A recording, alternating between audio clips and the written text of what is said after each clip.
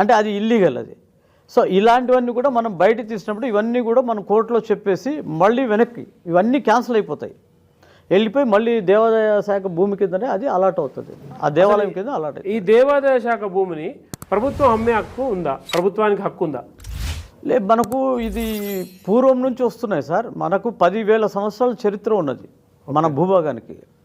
అందులో దేవాదాయ శాఖ దాని భూమి మీద మామూలుగా ఇంతకుముందు పోయేవాళ్ళు కదా, ఓ దేవుని మాన్యం దాని జోలి పోకూడదు, మనము చాలా ఇబ్బంది పడతాం మన ఫ్యామిలీస్ అనేది ముందు ఉండే. ఓకే, ఇప్పుడు ఏం లేదు, ఇప్పుడు వాడిది కబ్జా చేయాలా వీడిది కబ్జా చేయాలా, మనం కార్లలో తిరగాలా ఎంజాయ్ చేయాలా అనేది ఇప్పుడు ఒక సొసైటీ ఆ విధంగా తయారైపోయింది. ఇప్పుడు అంటే ప్రభుత్వానికి నేనేమంటానంటే ప్రభుత్వానికి ఈ దేవాలయ భూమి తీసుకొని ఇతరులకు ఇచ్చేటువంటి హక్కు ఉన్నదా? లేదు సార్, ఇతరుల కంటే అక్కడ ఉన్న ప్రెమిసెస్ బట్టి అదేమన్నా కమర్షియల్కి వస్తే, ఒకవేళ కమర్షియల్ బిల్డింగ్ కట్టినా కూడా దాంట్లో వచ్చే మంత్లీ ఇన్కమ్ కానీ ఇయర్లీ ఇన్కమ్ కానీ అది కూడా